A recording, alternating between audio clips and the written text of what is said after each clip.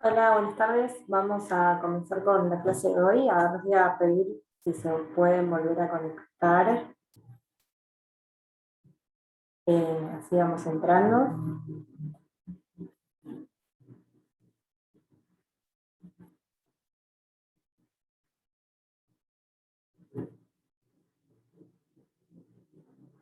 Para que podamos empezar.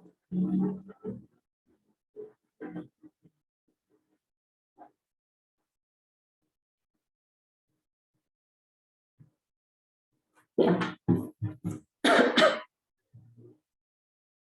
Bueno, en la clase de hoy vamos a pasar al módulo 2 ya, donde vamos a seguir viendo un poco de la teoría, ¿no? Estamos en el módulo 3, donde ya vamos a iniciarnos un poco en la práctica, en los elementos que vamos a ver en el día a día. Entonces, en la clase de hoy vamos a empezar con conceptos básicos del comercio exterior, y vamos a tener una introducción de lo que es la parte legislativa, ¿no? De las leyes, que también es sumamente importante conocerlas porque es lo que nos va a regular, dónde vamos a trabajar, cómo los participantes o sujetos del comercio exterior, qué obligaciones tienen, eh, qué obligaciones también tienen cada uno en su puesto para, bueno, el mejor desempeño posible. Así que ahora les voy a compartir pantalla y vamos a empezar con la clase.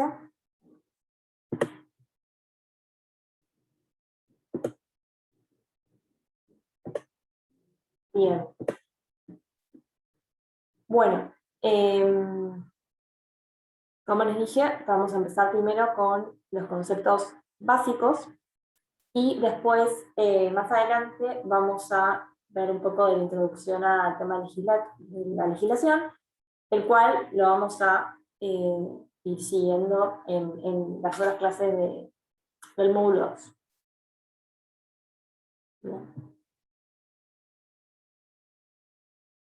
Bueno, ¿qué pasa? Vamos a comenzar con dónde vamos a trabajar, porque literalmente el mapa para nosotros de Argentina va a cambiar en aspectos, digamos, aduaneros. La división no va a ser ni física ni política, no va a ser en provincias, sino que va a ser en territorio, ¿no? En qué tipo de territorio, en qué características tiene y qué potestad tenemos como agentes aduaneros de actuar ahí. Entonces, bueno, tenemos que el territorio aduanero es el ámbito terrestre, acuático y aéreo sometido a la soberanía de la nación argentina, es decir, nuestro país. O sea, en otras palabras, estamos hablando de nuestro país, pero ahora vamos a hablar como territorio aduanero. Así como también enclaves que se constituyen a nuestro favor, en la que se aplica un mismo sistema arancelario y de previsiones de carácter económico a las IMPO y a las EXPO.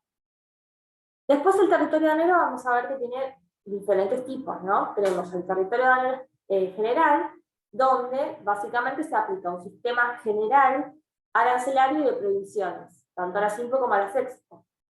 Mientras que el territorio aduanero especial o área aduanera especial es donde se aplican el sistema arancelario y de previsiones de carácter especial, también a las IMPO y a las EXPO. O sea, es muy transparente el nombre, ¿no? El territorio general es un territorio donde se aplica un sistema general de prohibiciones y arancelario. Y el especial, justamente, donde se aplica un sistema especial de prohibiciones y arancelario. Bueno, Ahora sí tenemos estas palabras que estaban nombradas antes, que también forman parte del territorio aduanero. Un enclave es el ámbito sometido a la soberanía de otro Estado, pero en el cual nos permite la aplicación de la legislación aduanera nacional. Mientras que un exclave es al revés, es un ámbito sometido a la soberanía nacional, pero que se permite la aplicación de la legislación de otro Estado. Y acá viene la distinción que nos va a importar un poquito más a nosotros, ¿no? En el ámbito aduanero, que es la zona primaria aduanera, donde estamos habilitados, digamos, a operar simplemente por ser personas relacionadas con el comercio exterior, ¿sí? Es la parte del territorio aduanero donde se ejecutan operaciones aduaneras justamente, se controlan las operaciones aduaneras y rigen normas especiales de circulación de personas, movimiento y disposición de mercaderías. Esto es así porque literalmente si ustedes van a un depósito fiscal, al puerto, como persona física, como persona normal, digamos, que no está afectada y trabaja y tiene una identificación que dice que trabaja para el servicio aduanero, no podés ingresar, ¿sí? Tenés que tener obviamente una finalidad o una identificación, o sea, son áreas libres de circulación. Uno no puede ir a hacer una caminata porque me gusta ir al lado del río y meterme en el puerto, ¿sí? Eso está prohibido. Así que bueno, es la zona primaria, aquella en que tenemos el primer contacto a veces con las operaciones, porque obviamente son los puertos, aeropuertos, los depósitos fiscales donde se hace el bruto, digamos, de las operaciones. Después tenemos por exclusión, se diría, a la zona secundaria, que es todo el resto del territorio aduanero que no constituye zona primaria. Así que básicamente se define por exclusión. Ahora tenemos algunas más que son la zona de vigilancia especial, que es a su vez la zona secundaria, una franja de la zona secundaria, que tiene disposiciones especiales de control, ¿sí? Como puede ser cerca de una frontera o en algún punto en particular de, no sé, sea importante, ¿no? Para algún control, el servicio aduanero, en alguna ruta, que si bien no tiene las características de la zona primaria y forma parte de la zona secundaria, tiene que tener una vigilancia especial por algún motivo o alguna característica. Después tenemos la zona marítima aduanera, o lo que se conoce como mar territorial. Sería una franja del mar territorial, pero como para que se ubiquen, el mar territorial lo conocemos, que son las 200 millas marítimas, pero esto es una franja, ¿sí? Que es del mar y de los ríos internacionales que está sometido a la soberanía nuestra, Argentina. Además del mar, los espacios aéreos también forman parte de esta zona, ¿sí? Obviamente se encuentra sujeta a disposiciones especiales de control, ¿sí? Se extiende desde la costa, es como una línea paralela para formar la franja, que más o menos son de 20 kilómetros, ¿sí? Es toda una franja que ahí hay un estricto control de la parte de la policía aduanera, donde, bueno, si hay un movimiento sospechoso de mercaderías o algo, tienen la potestad de actuar, ¿no? Bien, con eso terminamos, digamos, la división de zonas, vista de nuestra materia. Ahora tenemos conceptos básicos que esto lo tienen que conocer, pero bueno, es a modo, digamos, anecdótico, que la importación es obviamente la introducción de cualquier mercadería a un territorio aduanero. Ya sabemos lo que es territorio aduanero, entonces vamos a especificar la definición. No vamos a decir que es toda mercadería que es un país, no. Ahora que sabemos que es territorio aduanero, vamos a decir que es la introducción de cualquier mercadería a territorio aduanero. Lo mismo la exportación, que es la extracción de cualquier mercadería de un territorio aduanero. Obviamente, mercadería en sí es todo objeto que es susceptible de ser importado o exportado. Y no solamente tenemos que pensar a la mercadería como algo tangible, como algo físico, sino que también se considera mercadería las locaciones o servicios que se realizan en el exterior, pero que la explotación se lleve a cabo aquí, ¿no? Un servicio contratado aquí que se realiza en el exterior. A la inversa, un servicio contratado en el exterior que se realice aquí en el país, y también los derechos de autor, derechos de propiedad intelectual, ¿sí? Son cosas obviamente que no las podemos ver, que se cobran porque son servicios. Entonces, los servicios también son susceptibles de importación y exportación. Tienen otro manejo, ¿no? Otra operatoria, porque obviamente eso de no ser tangible le saca un montón de cosas. No vamos a hacer un despacho porque no podemos contar los servicios. Solamente se van a hacer contratos, se van a pagar, tiene conexión y bastante similitud en los aspectos que se pueden relacionar con los objetos tangibles, la mercadería tangible. Pero hay un montón de cosas que no, porque obviamente al no poder palparse, digamos, no van a ser necesarias, ¿sí?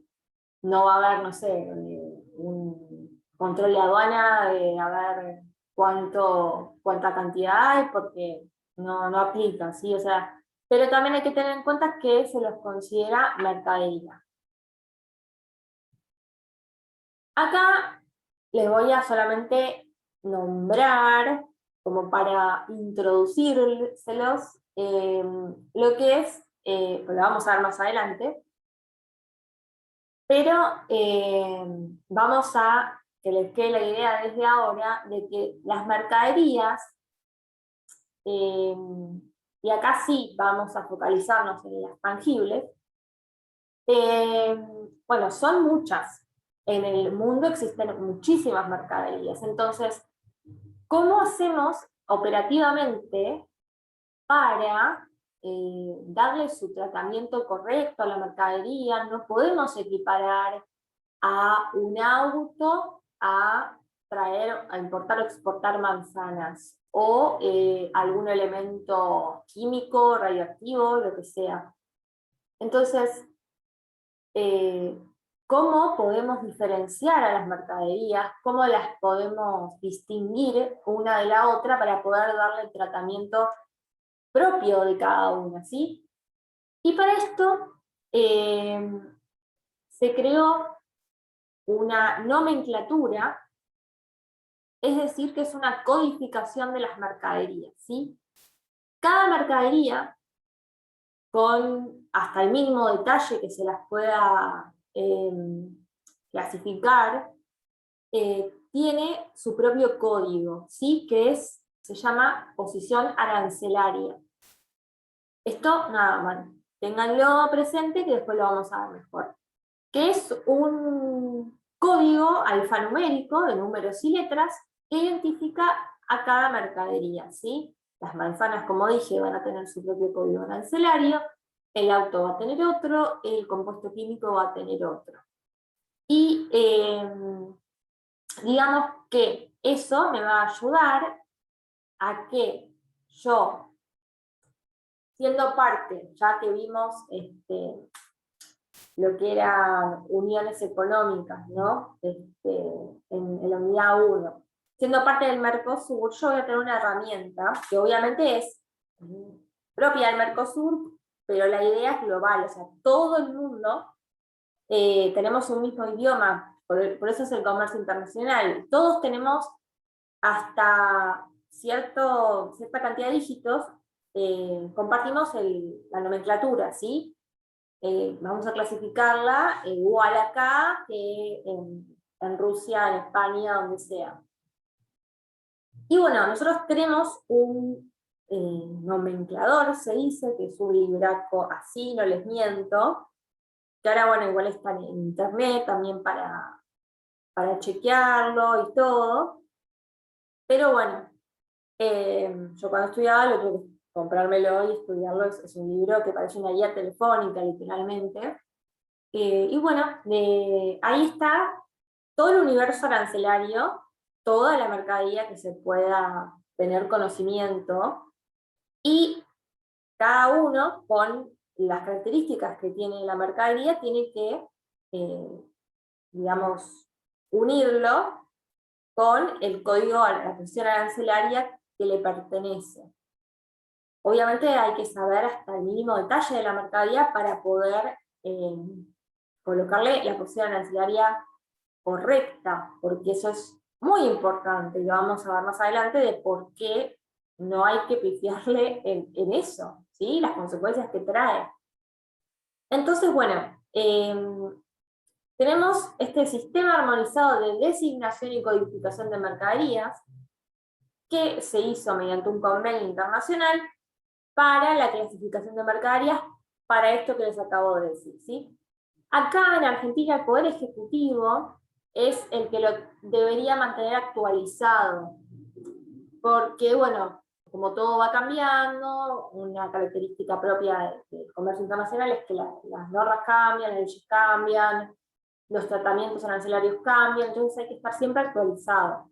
Y obviamente las posiciones arancelarias también va cambiando, el nomenclador va cambiando, porque hay agregados, hay modificaciones, se sacan posiciones arancelarias, este, cambia cada una lo que va a pagar cuando se importa, lo que va a pagar cuando se exporta, entonces está continuamente actualizándose. Bueno, este cambio al sistema armonizado se lo denomina enmienda, y en nuestro país vamos por la quinta enmienda, ¿sí?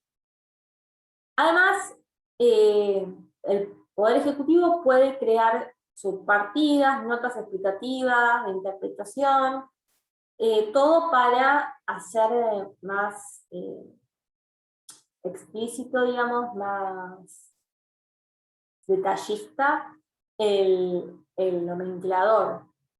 Por ahí el nomenclador en sí no lo cambia porque justamente es del Mercosur, pero las leyes, las legislaciones propias de Argentina respecto a las posiciones arancelarias sí lo puede hacer, y bueno, de hecho lo hace todo el tiempo, en normativa cambiaria, en cuanto justamente a tributos a pagar, a impuestos, a lo que sea, tiene la facultad del Poder Ejecutivo, y bueno, lo hace mediante las enmiendas. Bueno, yo les hablaba del nomenclador, ¿sí? Ese gran libro que hay. Y como les dije, de que la idea es ir como yendo de a poco, ¿no? Hacia esa posición arancelaria que me va a decir qué mercadería estoy por importar o exportar, hasta que llegue a mi respuesta. Obviamente no puede estar todo mezclado, ¿sí? Tiene un orden. ¿Cómo está? A ver, un libro tiene capítulos, ¿sí? Entonces, tiene números de páginas, entonces yo me voy de un decálogo, tiene un prólogo, entonces tiene su estructura. El nomenclador también. Y obviamente va de más general a más específico. Y acá, como ven en este gráfico, son secciones, se llaman, que son como 21 grandes secciones. Después hay capítulos, ¿sí? Son 97 en total, partidas, subpartidas, reglas de interpretación y notas legales. Esto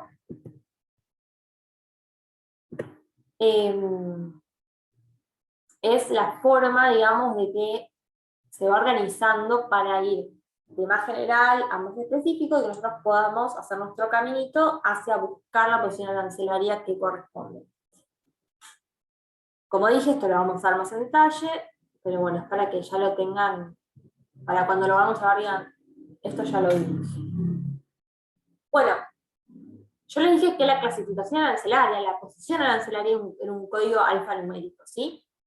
Y acá tenemos un ejemplo de codificación argentino. ¿Por qué? Porque cada país, según su sistema en el que trabaja, nosotros tenemos el sistema Malvina ahora, tiene su forma, ¿no?, de trabajar con este código. Entonces, van a ver que los primeros 6 dígitos, que son los que están en el primer cuadrado, dice nomenclatura de carácter internacional. Esa es la que debemos respetar y la que se pueden poner en los documentos, porque es internacional, literalmente la compartimos entre todos. Después ya las otras dos, los dos dígitos, que en este caso es el 10, ya es la subpartida de 2 dígitos, y es a nivel Mercosur. O sea que lo compartimos con todos los países del Mercosur. El resto ya no usa esos dígitos. Y si pasamos al último, son las aperturas SIM, que es justamente lo que solamente se utiliza en Argentina por el sistema María Malvina, que son 3 dígitos y una letra. Entonces, cuando digan de hacer lo de clasificar una mercadería, van a tener acá en Argentina todos estos dígitos. Si tienen afuera, en cualquier otro país, una clasificación, solamente van a estar los primeros 6. Y si se comparte con el Mercosur, van a estar los primeros 8. Después más adelante, como digo, lo vamos a profundizar, pero para que sepan que cada mercadería tiene su propio código así, propia posición arancelaria. Bueno, ahora quiero que los que estén,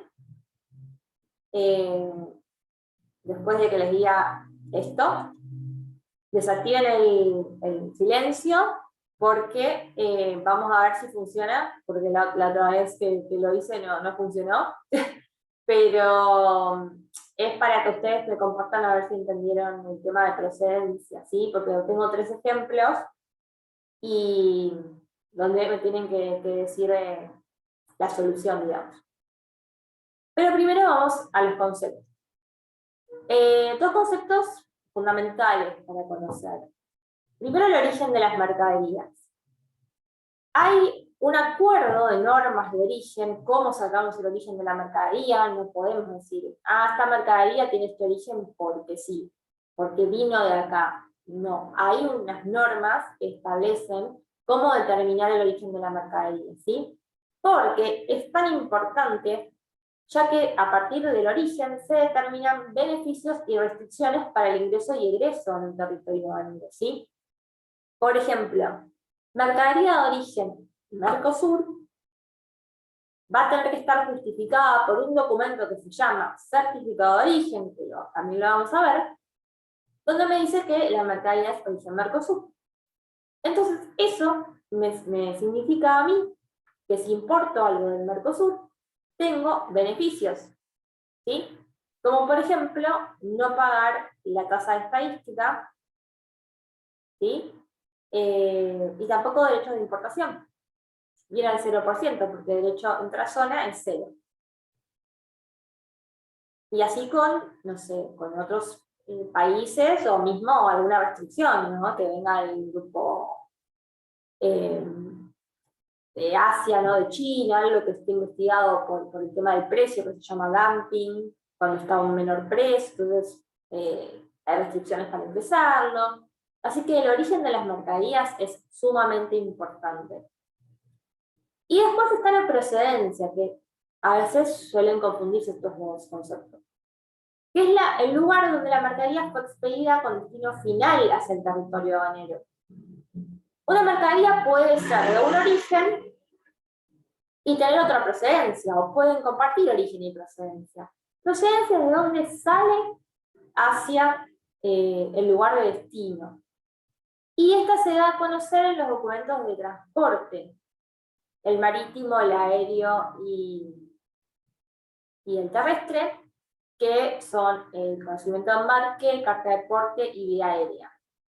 Entonces, quedamos establecidos y tiene que saberse muy bien que origen y procedencia no son lo mismo, pueden coincidir, pero no es necesario. Entonces, bueno, acá, si pueden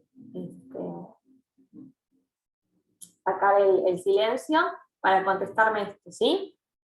Tenemos el primer ejemplo.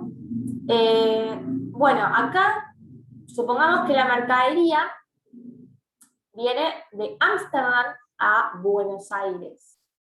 Por todo, ¿sí?, se emite un solo documento de transporte. El lugar de embarque es Ámsterdam, se hace un transbordo, es decir, un cambio de buque en Nueva York, y el destino es Buenos Aires. Pero todo está amparado bajo un solo documento de transporte, por lo cual me dice que la mercadería salió de Ámsterdam. ¿Cuál es la procedencia en este caso? La segunda.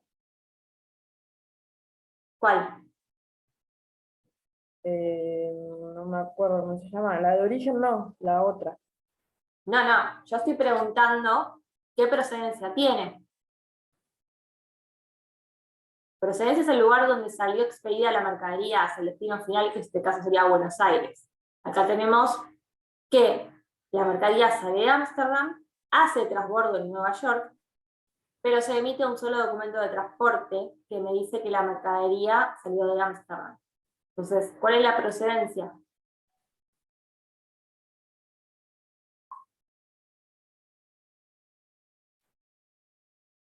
Hay solamente dos opciones, porque Buenos Aires es el destino final. O Ámsterdam o Nueva York. Ámsterdam. ¿Por qué? Porque ahí dice que el lugar de embarque es Ámsterdam. Sí, pero también se hizo un transbordo en Nueva York.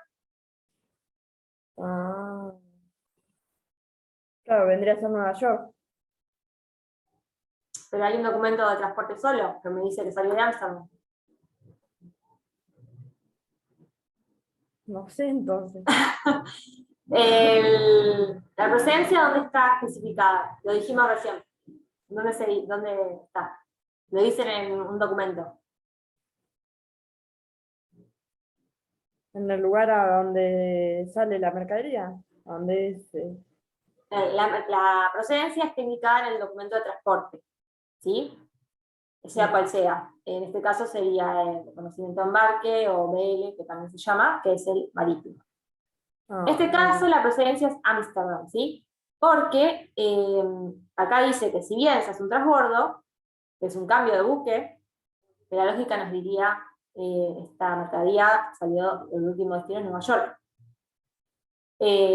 Nos figura en el documento de transporte, como es uno solo, de que salió de Ámsterdam. Por ende, la procedencia es Ámsterdam.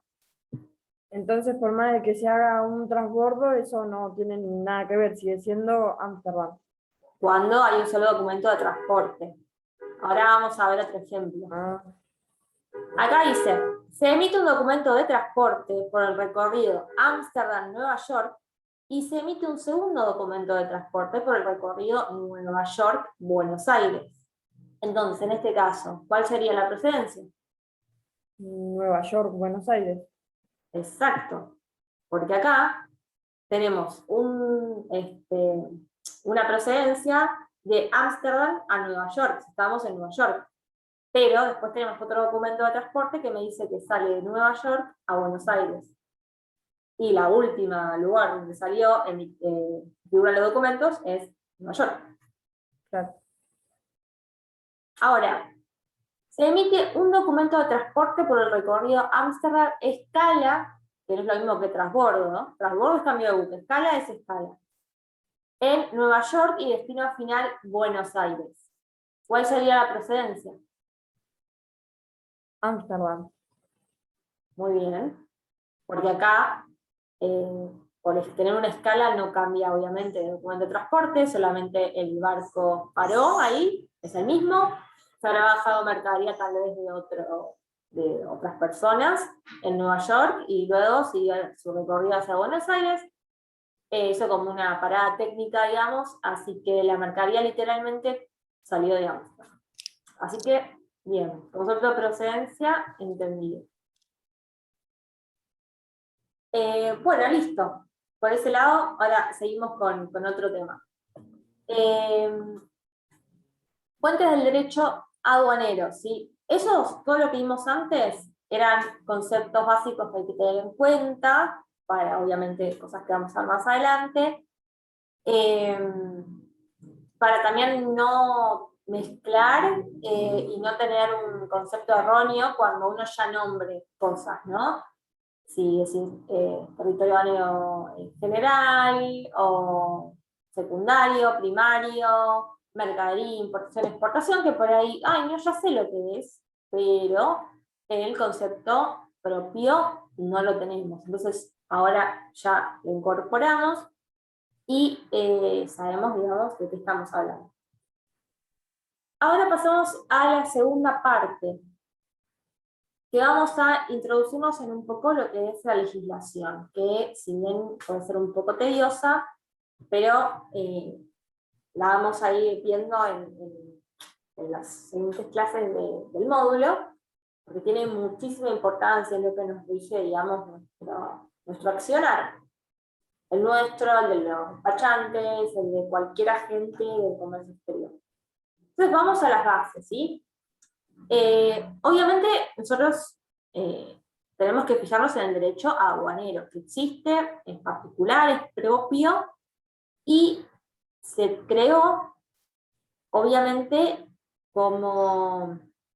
se tomó como inspiración, digamos, a todos los derechos ya creados. Así que bueno, vamos a ver de dónde tomó algunas cosas, dónde está plasmado su importancia, o cosas relacionadas con el derecho, ¿sí?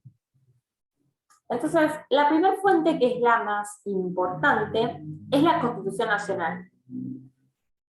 Acá simplemente porque en el artículo 4 ya nos está hablando de los tributos aduaneros, que forman parte del Tesoro de la Nación, aduanas nacionales, libertad de tránsito de mercaderías, valor de las mercaderías, o evaluación de las mercaderías, legalidad, tipicidad, distintos principios que estuvieron desde siempre, porque, como saben, Buenos Aires se fundó alrededor de aduanas.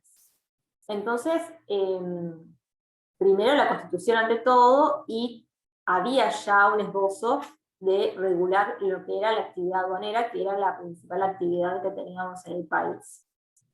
Pero bueno, eso es antes de existir el derecho aduanero, o sea que desde siempre existió. Después se nos unen los tratados internacionales, que se dan con la reforma de la Constitución en el 94, donde ya cuentan con jerarquía constitucional. Sabemos que la ley máxima es la Constitución, siempre la tenemos en la punta de la pirámide. Pero a partir del 94 tenemos a los tratados internacionales que ahora cuentan con jerarquía constitucional, ¿sí? Entonces, las leyes no pueden contrariarlos. Por ejemplo, los más famosos y que, digamos, que nos interpelan a nosotros. El Tratado de Asunción, ¿sí? El Tratado de Asunción es el que da origen al Mercosur, así que cualquier ley que se realice no puede estar en contra de algo relacionado con el Mercosur. El Tratado de Bruselas es aquel que establece todo lo del sistema de codificación de mercadería, la nomenclatura, lo que estuvimos hablando recién. Entonces, si bien el Poder Ejecutivo tiene facultad para hacer modificaciones, no pueden estar en contra del tratado internacional, la parte que nos toca compartir con todo el mundo. Y después tenemos el acuerdo del GATT, que es de la Organización Mundial del Comercio, que habla de la valoración de las mercaderías, ¿sí?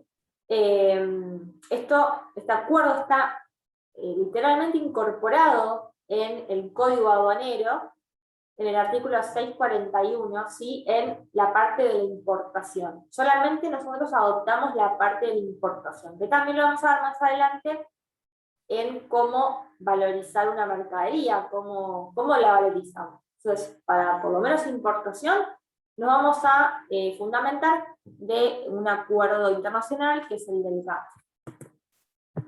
Obviamente las leyes, ¿sí? El mismo Código Aduanero es una ley, que es la 22.415, que regula nuestra operativa aduanera, el ámbito espacial, los sujetos intervinientes, la operatoria, tributos, ilícitos, etc. Que es nuestra materia, la ley, digamos, principal es esa, ¿no? Teniendo en cuenta lo anterior, de que no vamos a andar contradiciendo los tratados internacionales, la Constitución y nada. Las resoluciones también están, las realiza la aduana misma, son operativas y van cambiando todo el tiempo, esa es la realidad, porque regulan plazos, documentos, requisitos, funcionamiento de la aduana, etc. Entonces, son las más cambiantes. Decretos que reglamentan una ley de fondo, ¿sí? Una ley que existe la reglamenta. Por ejemplo, el Código Aduanero, economía de mercado, aduana de factoría, importación temporal, son cosas que ya existen en una ley, entonces van a regularla propiamente. Es como más específico, ¿no? Y bueno, eso es de dónde sale el derecho aduanero, la fuente. Y ahora la interpretación, porque el derecho aduanero existe, lo tenemos ahí, lo tenemos a nuestro alcance, pero también hay que saber interpretarlo, porque obviamente toda ley y toda aplicación de la ley tiene que ser justa. Ese es el ideal. Entonces, teniendo en cuenta que el derecho aduanero es particular de una materia, igualmente se le puede dar contexto y se le puede decir que la interpretación del mismo se toma del derecho en general. Y tiene el derecho en general aplicado al aduanero varios, ¿no? Varios principios. Como por ejemplo, la ley posterior, es decir, que en dos leyes del mismo nivel prevalece la posterior, la que vino después sobre la anterior. La ley superior es otro principio que dice que si tenemos diferentes normas de diferente nivel, una que dice la Constitución, otra que es un decreto, otra que es un tratado internacional, cualquiera fuera el orden cronológico, ahí no nos importa, no es como lo anterior, es el orden, ¿sí? Obviamente algo que viene de la Constitución va a ser más importante que un decreto, entonces ese va a prevalecer sobre el decreto. Otro principio es la redundancia, ¿sí?